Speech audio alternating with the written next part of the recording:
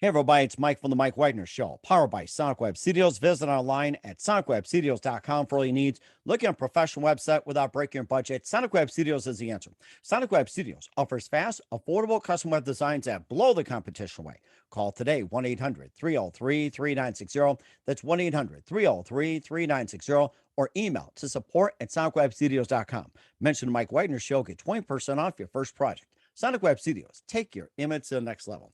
Also, time to give an official shout out to our official sponsor of the Mike Wagner Show, international award-winning author Mia Molson-Zia. If you love fast-paced mysteries, you'll love Missing by Mia Molson-Zia, available on Amazon in paperback and ebook. Missing is fast-paced and intriguing with an unforgettable twist. Takes place in 4 countries, 2 strangers, 1 target, where truth is illusion and those you love will be the first go missing. It's available on Amazon in paperback and ebook. Missing by Mia Molson-Zia has garnered great reviews and even loved and endorsed by Howard celebrities, including Joanna Cassidy, Forbes Riley, and many others. So grab your copy today for Goes Missing by Mia Molson-Zia, available on Amazon.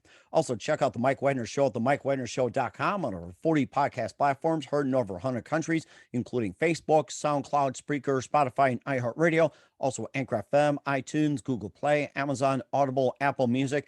And coming soon to hamiltonradio.net, Oldies FM, Diamonds Radio, and a few of the networks as well. Take the Mike Wagner Show with you on any mobile device. Subscribe to the Mike Wagner Show on the YouTube channel. And don't forget to follow the Mike Wagner Show on Instagram and Twitter today. And for great gift ideas, go to Amazon.com and check out the Mike Wagner Show podcast. T-shirts, pop sockets, throw pillows, tote bags, hoodies, baseball gear, and more. Makes great gifts 24/7. Go to Amazon.com and check out the Mike Wagner Show podcast. And for more great gift ideas, go to Amazon.com/Mia Molson-Zia for great books like Missing, Once, and Wrinkles. Also T-shirts, pop sockets, hoodies, phone cases, and more. Amazon.com/Mia Molson-Zia. Check it out today. I'll support the Mike Wagner Show on Anchor FM, PayPal, themikewagnershow.com. You can buy me a coffee at buymeacoffee.com at the Mike Wagner Show. Make sure you do so today. We're here with a terrific lady who is an American-born, multi-award-winning director, writer, actor, choreographer with Canadian roots based in New York City and currently in no location. We'll talk more about that. She's a classically trained ballet dancer and grew up in theater around Hartford, Connecticut. She's a multi-international film fest winner in London, Madrid, and Barcelona, and also has a new film that's out, follows the dancers as they explore an empty vintage hotel filled with a lot of memorabilia, menagerie, and a lot more that many memories that probe the depths of their shared past in creating a mirage of illusion. We'll talk about the movie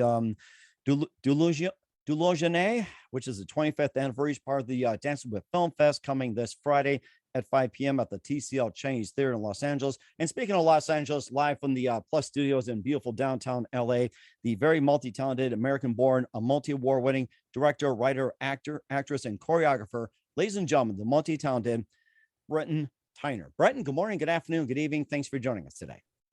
Hi, Mike. It's a pleasure to be here. Thank you so much for having me. Well, it's great to have you on board as well, too. So you're American-born, multi-award-winning director, actress, writer, and a choreographer as well, with a Canadian roots based in New York City. You are a classically trained ballet dancer and grew up in theater around Hartford, Connecticut. You're also multi-international film fest winner in London, Madrid, and Barcelona. And your new film, Delusionne, talks about the dancers as they explore an empty vintage hotel filled with memories that probe the depths of their shared past, and also with a mirage of illusion. That's at the 25th anniversary of the Dances with Film Fest in Los Angeles. And before getting to all that, Breton, tell us how I first got started. So I'm doing really well today, Mike. How are you? I'm great. And tell us how you first got started. Well, I've been dancing probably since I was like 2 years old, but I grew up in a house that was built in 1902, filled with all kinds of antiques, and it was formerly a tuberculosis sanitarium. So I grew up around a lot of psychic energy and a lot of old items that I was playing with, whether they were from relatives or from other people in this neighborhood, historic neighborhood in Hartford, Connecticut. And I think I just was always in touch with that as a tapestry to communicate through different dimensions, but to sort of walk through time. So I spent a lot of time playing dress up as a kid, and then in the ballet world, I was very lucky to perform on large stages and live productions, often working with costumes that were quite old, and just from a different time, like really lavish productions with sets, live orchestras, and costuming. So I come from that ballet world and that education, and then was lucky to work in theater and work in Broadway as a choreographer. And I have always been a photographer my whole life. So I really fell in love with movie making when I was making shorts and trailers to promote a live show for my company, Breton Follies, that was happening on Houston Street in the Folly, a place called the Folly, actually, location, about 7, 8 years ago. So that was sort of my introduction to filmmaking. I thought we would just make something that was promotional instead of doing still images.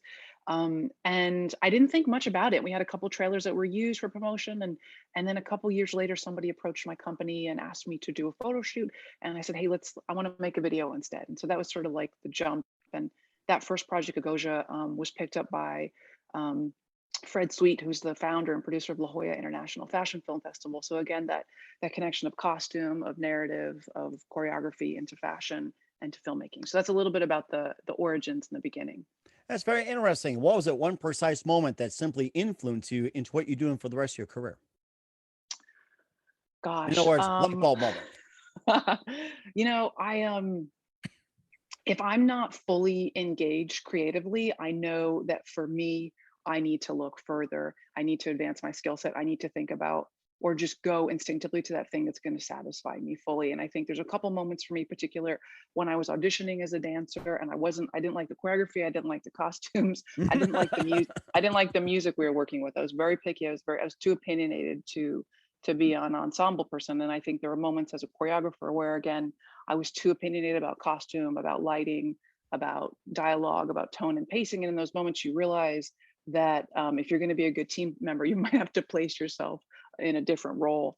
And I think that's how just sort of my natural ability for directing came to fruition, and also having opportunities where I didn't have complete teams. So I was really forced to wear all those hats, whether I was sourcing wardrobe, or I'm managing multiple personalities, or I'm doing lighting design, or whatever location scouting. So I think, but I want to give you like a juicy answer on like that one moment. I mean, there was one moment where I went to an audition. There are a couple moments I went to auditions in New York City for, I had no idea what I was showing up to audition for. And these are like well-known productions, so I won't list them here. No, don't worry about it. But I so clearly was in the wrong space. And I remember that they would like laugh at me, like the table of like, creatives would laugh at me when I'd get to the end of the audition, because I just so was doing my own thing. I would mess up their choreography. I wasn't dressed to look like everybody else. I totally stood out. And that was the point. And Universe was telling me that I needed to follow my vision and my creative instincts and tell the stories that I need to tell. And I love directing other people's work as well, particularly for film. But I think it's also a good reminder that the passion projects can sometimes be the things that launch you. And in this case, that has been my luck and the opportunity the universe has given me. That's certainly amazing as well too, and you sound like a really good director as well too. I like to have you direct some of my plays as well. If my daughter was still in ballet, I'd be more glad to have you on that. So we have that too. And who are some of your favorite actresses and also dancers and directors growing up? Growing up, gosh, well, I love Sid Charisse, and she's a performer from the 40s that really, for me, she crosses all those genres, and she's in some of my very favorite films. I love Uma Thurman. I love the physicality of some of her work. I really love Pedro Almodovar's work tremendously. The Spanish and Italian cinema is probably some of my favorite across the board through the years, as well as French cinema. I also love Stranger Things. I deeply love Umbrella Academy. But I think the cinema from the 40s and the 50s is how I came to dance. I met dance through photographic images of movies and books, and I met dance by watching like musicals and variety shows on television. So that was my first exposure to it, instead of meeting it later in the theater, and that's where I sort of became to that. But so I love the opulence. I love like heavily textured films that are so dense in their ability to communicate what time period we're in and what the emotion is. Like, for example, I'm wearing red today, and for me that immediately has an emotion, a connectivity, a way to communicate to you like what my personality is or what my energy might be like. So I think that's a little bit of taste of my favorite things. I also love Rada Blank's work. I love Shaz Bennett's work as well. I mean, there's so many people I could name. That's very interesting. And what are some of your favorite movies growing up? Growing up, gosh, I mean, I grew up on musicals. So I grew up on stuff like Meet Me in St. Louis, lots of Rodgers and Hammerstein. I love Chinatown. That's one of my very favorite films. It's not a film that's spoken about today necessarily, but that's one of my favorites. And I deeply and always will love Fellini's work for me. That's really interesting too. You keep talking about wardrobe on a regular basis, and just makes me think. It's like, what was your favorite piece of wardrobe that you wore as well too, or maybe some of the more unique ones or most interesting? I spent a lot of time not getting to wear the costumes I like as a child, and I grew up in like I had a really strict, amazing ballet education. Um, but I was not the 5'2" petite person, so I was always being like squeezed and pushed into costumes because they didn't have something that fit me often, and these costumes were from like the 70s or 60s for when people were even smaller. So it was always like, oh, let's find something that would fit her. There was never sort of like an elegant approach to dressing, what my body looks like. So I don't think I had any moments of things I really really loved to wear, which is probably what pushed me into creating looks and worlds that I wanted to inhabit and be in. I did and do a lot of my own alterations on costumes for myself, for other people. Even like I'm looking at my wardrobe for a bunch of red carpets we have coming up. I do lots of little tweaks on things just because I have like I have broad shoulders and a very fitted waist, and I'm long, but I have a high waist. So I have unusual measurements, and I love to compliment my figure or anybody else's, and I think that really brings out the personality of the person. Mm. But there have been a couple times, I mean, I love red, it's my favorite color. There's a couple times where I got to wear like really beautiful red gowns. I did some work on the Nick. We had these custom made gowns and corsets that were incredibly beautiful to look at, totally challenging to sit and work in. But because they were authentic corsets and like gowns to the floor with a lot of weight. But I think there was sort of like a breakthrough moment for me when I started doing cabaret about 10 years ago when I moved back to New York City. And I had a very dear friend of mine who has worked on West Side Story for years. She handed me my first pair of like character heels. They're called Laducas, and that was like transformative for me to start dancing in heels. And then from there, I built the rest of the wardrobe, which allowed cabaret to have like excessive amounts of jewelry and to have stuff that was really sensual and opulent, red, Mm. blacks, lots of lace, lots of sort of like formality mixed with sensuality, and a very like fitted specific silhouette as well, which for me was like going from a tutu into going to like something that's more like a bustier or corset. So Mm. I think from that moment I kind of just let myself run free with wardrobe, whether it was something I was performing in or in New York City. Everybody's performing, everybody's got their mask on, their character that they're working. And so I think you're always on display. So from that moment when I started doing cabaret, my wardrobe, whether it was for like meetings day to day, going to shows, or what I was wearing on stage, the two started to blend. Mm. Because when I first moved back to New York, I couldn't afford to have like casual wardrobe and a fancy wardrobe. And so the jewelry that I was like sourcing for my shows was the jewelry that was in my wardrobe. And I would build characters off of a necklace or like hats or like lace gloves I would find, or um, so everything started to blend, I think, to be honest. And New York is a really great place to wear whatever you want and to express yourself however ever you need to. So I'm grateful for that. And also like there's just amazing vintage finds, and everybody's closets are recycling generationally there too. So I think there's really cool stuff um, to be found. And I was producing shows with no budgets for costume or wardrobe, so I started sourcing garments, and I'm doing them for 10-person casts, and maybe they have 5 changes in that show. And I just had a good eye for personality, for fit on the fly. When you don't have a lot of money and you don't have a ton of time, you got to be creative. So I think that's sort of built the idea of not just styling myself, but for styling other people. And then I've had the opportunity to do it for Netflix Most Channel and for Zainab Jah's directorial debut. She has a film coming out called Reunion that's going to be coming out this fall. We'll be shooting in the summer, that I'm thrilled to be on. I also got to do costume design for my dear friend Daniel Matura's film Launch in Paradise, which is just hitting the film festival circuit. They just had their premiere at Long Beach Island. They're going to be at Michoud Film Festival in July. So I think it really still stems from this place of my own sense of like freedom with personal style, and then the directorial eye to enhance whoever the subject is, to feature their face, to feature their coloring, to feature their personality, their silhouette. And I love making people look good, and I love making them feel good, because I Mm. think for performers, when they feel good, or if you feel like you're in character, you get a totally different response from that actor. And then you also get that from your environment, whether you're on the street or you're at a premiere. So I love making people feel good, especially through costume or wardrobe. That's amazing as well too. That's a really amazing story, and I can see why you're wearing red. You're getting ready for the premiere of your movie Delusion A as well too. We'll talk about that, but first listen to the Mike Wagner Show at the MikeWagnerShow.com, powered by Sonic Web Studios. Visit online at sonicwebstudios.com for all your needs. Look at a professional website without breaking your budget. Sonic Web Studios is the answer. Sonic Web Studios offers fast, affordable custom web designs that blow the competition away. Call today 1 800 303 3960. That's 1 800 303 3960. Or email to support at sonicwebstudios.com. Mention the Mike Wagner Show. Get 20% off your first project. Sonic Web Studios. Take your image to the next level. Also, time to give official shout out to our official sponsor of the Mike Wagner Show, international warring author Mia Molson-Zia. If you love fast-paced mysteries, you'll love Missing by Mia Molson-Zia, available on Amazon in paperback and ebook. Missing is fast-paced and intriguing with an unforgettable twist. Takes place in 4 countries, 2 strangers, 1 target, where truth is illusion and those you love will be the first go missing. It's available on Amazon in paperback and ebook. Missing by Mia Molson-Zia has garnered great reviews and even loved and enjoyed by Hollywood celebrities, including Joanna Cassidy, Forbes Riley, and many others. So grab your copy today for Goes Missing by Mia Molson-Zia, available on Amazon. Also, check out the Mike Wagner Show at themikewagnershow.com on over 40 podcast platforms, heard in over 100 countries. Also on hamiltonradio.net, Diamonds FM, Oldies Radio, and a few more coming near you. Take the Mike Wagner Show with you on any mobile device. Subscribe to the Mike Wagner Show on the YouTube channel. Don't forget to follow the Mike Wagner Show on Instagram and Twitter today.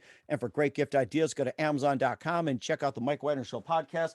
And for more great gift ideas, go to Amazon.com/Mia Molson-Zia for great books, merchandise, and more. I'll support the Mike Wagner Show on Anchor FM, PayPal, themikewagnershow.com, and buy me a coffee at buymeacoffee.com at the Mike Wagner Show. Make sure you do so today.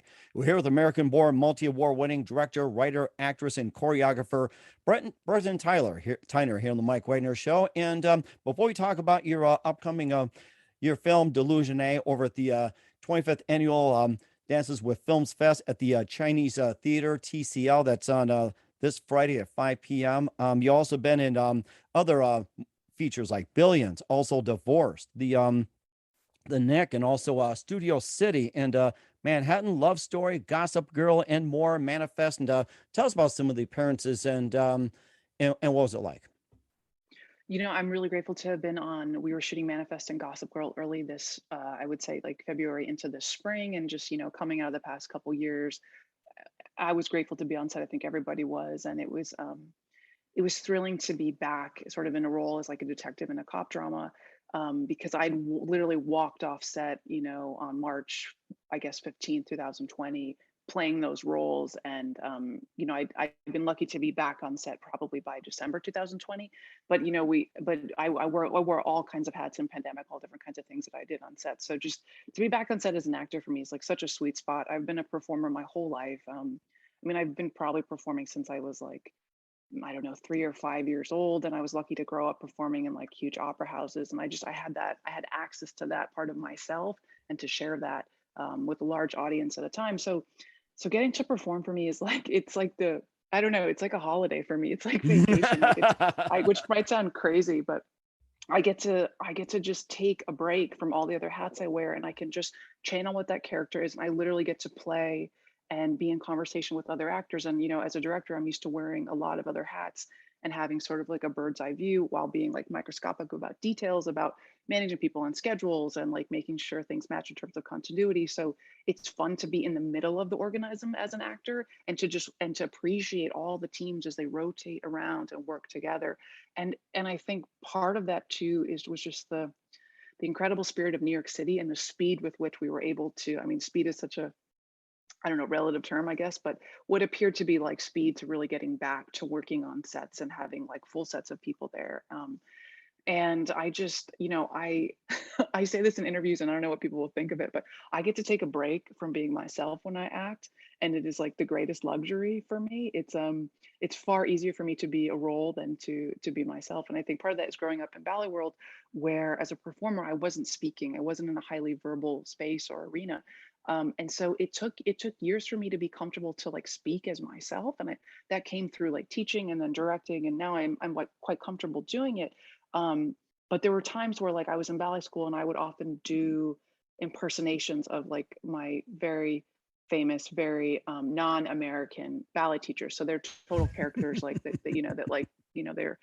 their heyday was like the 70s and the 60s. So their color palettes are different. They're still wearing makeup from the 70s or wearing clothing from the 70s.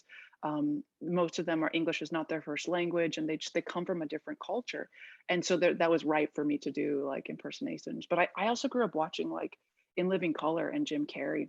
Oh my Um, gosh, that was my favorite. That was pretty much the the the groundbreaking for a lot of the celebrities. You know, Jim Carrey, and I think you had the Wayans brothers, and I think you had mhm, was it Jamie Foxx, and I Jamie think there was Foxx. also quite a few others. It's like, you know, just so Yeah. many have come out of there, just like Saturday Night Live, Monty Python, and all the comedy troops, Saturday Night Live, Second City, and everything. And that genre, I think, was the latest to just, you know, spur the careers of many great people.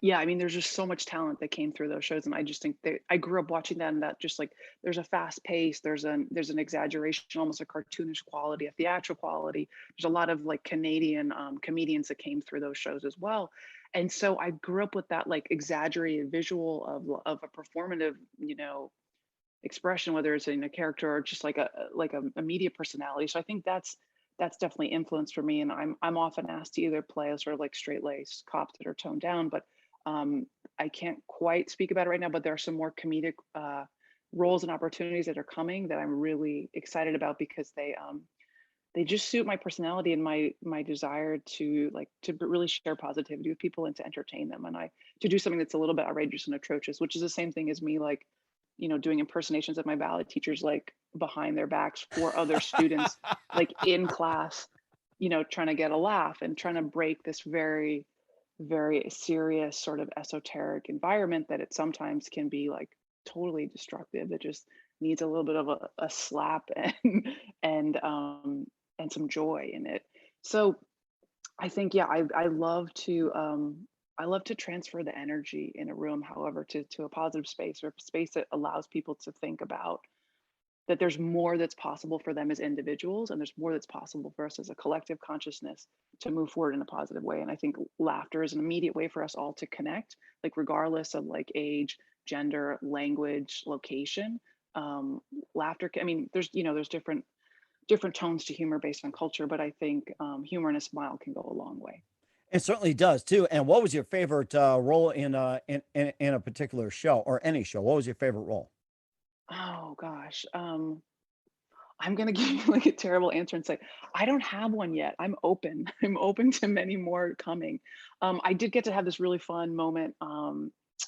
In like, I think it was fun just because I was my scene partner was just so kind and so lovely. And this was on Billions, where we're jumping out of like these they're like multiple SUVs like approaching this sort of like containment truck, and there's like helicopters landing, and my scene partner is probably 6'6" or 6'7", and like I'm like 5'9", 5'10". So in some worlds I'm tall, but in that world I was very small, and we have the same amount of like tactical gear being props on us, and I didn't think I would like be able to walk, and I'm like, I've been a dancer my whole life. I didn't think I'd be able to walk with that much like ammo on my body. And he just gave me this very kind of sweet smile. And so, we probably did like 25 takes where we're jumping out the car and like rushing this plane. And that was pretty cool because I didn't know until we got through rehearsals if I would be able to handle like all these prop guns and other stuff. And that was a really cool moment. It sounded like it would have been next Rambo the way it was projected. So that'd been pretty fun. Yeah, I mean, it was wild too because it was a huge scene. So the timing and the specificity of cueing and choreography was like really important because you have like and safe. You need to like do the safety. All these vehicles like approaching this like containment space, and we were shooting in like an airplane hangar. So it was a vast space, and it was towards dusk too. So you just have like you have all these like flashing lights, and it's pretty dark. And yeah, it was a huge scene. It was a lot of fun. I think too, also I loved there's some amazing ballroom scenes on the Nick. And I think again, this just speaks to my appetite for directing, where I got to watch Steven Soderbergh not only shoot the scenes and film them himself, but direct them, and watching him do one takes through like 6 ballrooms in the Nick was just incredible. And watching his brain on display and how he handled everybody. And like that was a very calm set actually, even though it had I mean, there must have been like at least 100 people in that scene. Wow. But that was a really magical moment. And watching, because for me, I'm just watching him choreographed as he's choosing to go, take the camera high and low, and circling all of these ballrooms. And he was adamant that it was going to be one take. And I just thought that was so brilliant to watch all that come together. That had to be very brilliant as well too. And you also have a brilliant production as well too, called Delusionne, coming up at the 25th anniversary Dance with Film Fest this Friday at 5 p.m. at the TCL Chinese Theater. And tell us more about the film as well too. Finally, the dancers as they explore an empty vintage hotel, filming memories that probe the depths of their shared past and creating a mirage of illusion. Tell us more about that. Sure. So Delusione is about dissociation and memory loss, and it's sort of about two people walking through each other's lives, whether you perceive it to be a romantic relationship or just two people passing in the night, and each person's perception and what's the truth of what happened, and is one person dissociating or both people, and what it's like to deal with someone who has like a vast amount of mental illness, and how that really can color someone else's perception of them and what the truth actually is. I think we, especially in a digital age, we live with this all the time about what is the quote unquote truth, and is that someone's opinion, is that someone's perspective. But I think all of us have our own experiences, and at some point we have to say they're all valid. But I think the line of reality can be quite thin, especially in a digital sphere. So it plays a lot on that, and I was very much inspired by that space. It's a railroad space, so it's quite long, and you walk through from one room to the next, it completely changes. So it really feels like you're just moving into a different world, even though there's a great continuity of like a 1948 speakeasy is the feel of this space. Mm. Um, and we were just like really lucky to shoot there. This space has like since been closed almost immediately through pandemic, and we shot right before. So I feel very lucky that we got to do work in that space. And I built all the costume designs for this and choreography that's sourced from some work from my company Breton Follies, and some of it was also like new material. But I have to thank our DP Michael J. Burke. He, the film just wouldn't exist without him, and it wouldn't exist without Fei Chao, who did the music. They're both incredible artists, and they're very intuitive people. So we're able to work in that space and that sphere together, and to build something and say, okay, well, this is how we started out. This is what we're walking away with, and this is what it's going to look like in post. And they were just so willing for that evolution of the project to move through and develop, instead of sort of saying, well, okay, that's what we wrote and that's what we thought it was going to be, and we're going to stick to it. They're both very much open to it growing and expanding into what it is now. So yeah, it's we shot that film in 5 hours, so it was Wow. it was a push. But that's Michael Burke. That's just Michael Burke moving so quickly and so efficiently with his mind, let alone his body. And there's a mirrored hallway that's sort of mirrored 3D floor to ceiling, which is like really challenging for a camera operator, because we're trying to make sure he's not in the shot. And he just went take after take with me, because I knew it was going to be a really, really fantastical sweet spot of a visual for us to capture. And I don't know, maybe he lost his patience with me once or twice, but he went for it. And he's like, I didn't say that he did, but who knows? I'm not going to speak for him. He's amazing. But he's like, that's his favorite section of the film. And so I think what's so awesome about it is like working with people that trust me and trust my vision and trust me to let it evolve, and that I'm open to it shifting and adjusting as it moves forward. And I think that's what makes the best sort of, what do you say, art? I want to say product, but that's what's going to make the best film or expression, is being open to it shifting and adapting, and not being sort of rigid about, well, we started here, so we need to stay there. So yeah, that's a little bit about Delusione. That's going to be at Dances with Films this coming Friday. And how'd you first get involved with the film? Well, so the film's my baby. So I'm like the executive producer, director, choreographer, actor. But initially I had just come off of La Jolla International Fashion Film Festival, my first film festival in July of 2019. And then I had gone on to Madrid, where my film Raise had won. And I was like brand new to the festival circuit. I didn't really know what to expect. I certainly didn't expect, I think I was going to win. And the producers of these film festivals said, we really like your work, and we want to see you back next year with something better. Nice. And they said, get to work. And they were very serious with me about that, about the jump. And I had just like been exposed to all these other films from all over the world. And I could see what I really liked and what I thought was working, what wasn't. And that just shaped my aesthetic and my drive. But I went back to New York City and I go, well, okay, we don't have a huge budget, and what are we going to film before, I'm going to say before October, end of November, if we want to shoot outside? And we just lucked out with that location. There's a film that we actually shot before that called Invicta with Michael J. Burke. We shot about like a month before, late September, that's going to be having its world premiere. this July, actually back at La Jolla International Fashion Film Festival. And so we shot that film, and then the idea with Delusione initially was to have it be sort of like a triad location as a part of another film. And we kept shooting with Michael, and the projects that we made were so rich and so diverse that I decided to make Delusione its own thing. It deserved that. Its aesthetic was like so specific. The colors were so specific. The location was, and right before we shot, we were supposed to have 3 actors involved. I wasn't actually really intending to be like a part of this film. And one of my main performers, he had to fly to Minnesota for like a family sort of illness situation.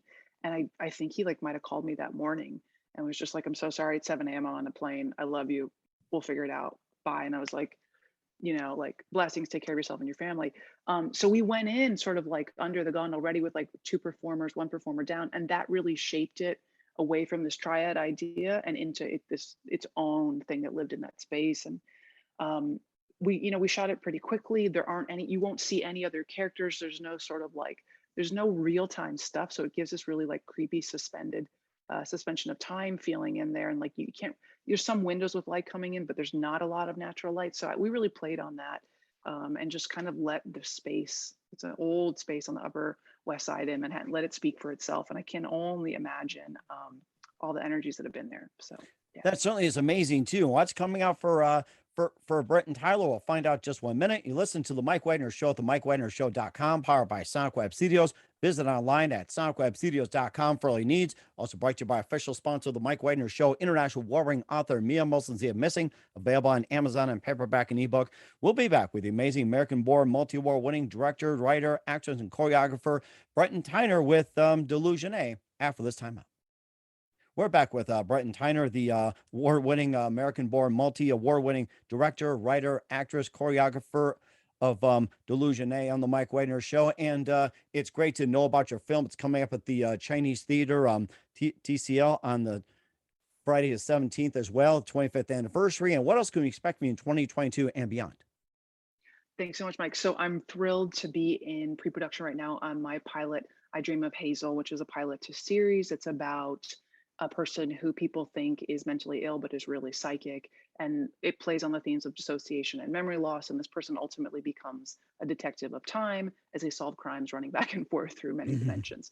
So that's, we're in pre-production. I was actually just on this morning with my line producer who's in New York. And, we're going to be going into production, hopefully the end of June, shooting on that. So I'm thrilled to be teaming up with Michael Burke again, who is the DP actually on Delusione as well. So working on that and looking to develop that into a series. And it's pretty much a predominantly New York cast and New York team. And I was looking to do sort of my feature film directorial debut. People were like, where's the feature? Where's the feature? And I, Michael and I had kind of a artistic jam session together, and I'd had like a couple other projects that I was set to direct. Other people's projects had fallen through, and I was like, so what do I do? And he's like, well, you do your own thing, you tell your story. And he was right. And I took that to heart. A day later, I went back and I was like, okay, so I wrote it, and he was like, okay, all right, got you moving, we're going. But it was clear to me that this character, Hazel Wentworth, was not to be confined by a feature, and that there's just so many stories that I had to tell. So that's why we went for like pushing it towards a pilot and a series that I think just allows it to compound and expand. And the more people that join the team can run with that idea as well. Collaboration is like really at the core of my passion for movie making. And I'm always inspired by the people that I get to work with that elevate an idea or bring their expertise. I love working with people that do things I don't do. Like I have less passion and desire to work with people that like come, just from a dance background or just want to do costume design. So I'm always like really moved by musicians, by cinematographers, by painters. I deeply love people that can do numbers. I love my line producers that can do numbers and can deal with my creative ways and be like super organized about things. And I have much respect for people that are like exceptional producers, that are better producers than I am. I can push to get things done, but they have incredible skill in terms of creating structure. So yeah, that's what's going on. I Dream of Hazel. So keep an eye out for that. We certainly will do so. And who do you consider biggest influence in your career? Ooh, I'm like all the ghosts that harassed me when I was growing up, all those ghosts in that old 1902 house. Um, there's a very special person named Elizabeth Dawson who was a dancer, and has had many other roles beyond that. And I think she was one of the first people that really encouraged me to listen to my intuition. And I met her when I was in San Francisco, and we're great, great friends. And she actually made it possible for Delusione to be finished in the editing process, along with a number of my other films. She's always just encouraged me to be me and to really use my intuitive gifts. And I think, you know, she's not in the film sphere, she's not particularly in the dance sphere, but she's a very magical, holistic person, and I think she's had a profound effect. My father also put a camera in my hand probably before I could remember, but from like a very young age. And photography was part of our how we connected. And I think, you know, it wasn't a relationship where we were necessarily speaking a lot, but we were speaking through image and what we saw in the world, and appreciation for nature, for architecture, for music, for culture. And I think that's also at the core of me as a filmmaker. But I think, you know, J-Lo kind of said it best recently, like, thank you to all the people that said no to me. Thank you to all the people that tried to stop me. Thank you to all the people that tried to sabotage projects. Those moments, those contentious moments, are so valuable in that they show you what you want to do and how hard you're going to work to go and get it, or to just really instantly realize that this person doesn't get you, and that is totally fine, and to completely let it go, to not put any energy in that direction, and to walk towards exactly what you want to make. I always find, and I would say this to anybody of any age, just as a moment and a point of inspiration, that people love to celebrate what I do after I finish it or after it's successful. And when I'm sort of like in the moment, there are very few people, before it's like fully formed, there's very few people that really are like, oh, we think that's great, Brett. And what are you talking about? And Michael Burke is one of them who totally, I think, understands and sees my gifts, and understands sort of like what my gestation process is to making things. So I would definitely say Elizabeth Dawson, my dad from a young age. Michael Burke is one. Also, I mean, I had an amazing ballet teacher. Her name's Alla Ossipenko. She codified the curriculum with Vaganova in Russia in the 50s, and she's still alive today. She was tough on us. She was so tough and so loving, and didn't speak a lot of English in ballet class. And I worked with her probably for like 7, 8 years. I was really lucky to do that. But she worked with us tirelessly. And you know, I don't think she loved the fact that we were Americans. I don't think she thought, I don't know if she thought very highly, at least for, you know, when we were training in class, I don't think she thought very highly of us. After class, it was all love and hugs, and, you know, only eat lettuce and skip the cookies, and just, but there were these moments of like such passion and drive. And when I was working with her, she was in her 60s, and I'm watching Wow. this woman with like just incredible fashion, um, humility, grace, and ingenuity. This is a person who like had lost her son. She's living in the States. She's completely removed from her culture, and I think that ingenuity and that will and drive to maintain a standard.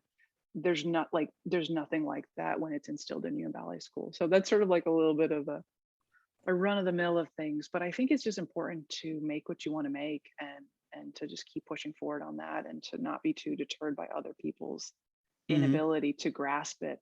And you know, you never know how high something's going to go and who it's going to reach. And I think sometimes it's not necessarily about the accolades, but it's about who you inspire with what you're making. And that's a really good point as well, too. Very amazing. What's the best advice you can give to anybody at this point? Oh, I would say have a blast as much as you can. It's an interesting world, especially these days. And I would just reiterate, make the art that you want to make, do what you want to do in this life with respect to others, and just be aware that you know, us following our own paths and our passions can have a huge and profound effect on inspiring others. That's certainly amazing. Once again, we're with the amazing American-born, multi-award-winning director, writer, actress, choreographer, Breton Tyler of Delusion and the Mike Wagner Show. Breton, a very big thank you for your time. You've been absolutely fantastic. Looking forward to having you again soon. Make sure you keep us up to date, keep in touch. Love to have you back, and wish you all the best. And once again, touch about your upcoming projects, what's your website, how do people contact, where can people check out your works, and check out the movie. Thanks so much, Mike. So you can check out Delusione having its Los Angeles premiere at the Chinese Theater with Dances with Film's 25th anniversary this Friday, June 17th at 5 p.m. There's just a few tickets left, so be sure to grab those. You can find those on any of my social media platforms. I'm Breton Tyner-Bryan on Instagram. We're also Breton Follies NY, and you can follow Delusione _ the film _ on Instagram. Keep an eye out for I Dream of Hazel. And if you're feeling like you're a donor, you want to just be a part of that project, hit me up and we'd love to have a conversation with you. We will certainly do so. Once again, Breton, a very big thank you for your time. You've been totally amazing. Learned a lot from you. Looking forward to having you again soon. Make sure you keep us up to date. Keep in touch. Love to have you back. We wish you all the best. And you definitely have a great future ahead of you. Thanks so much, Mike. Thanks for having me. It's been awesome.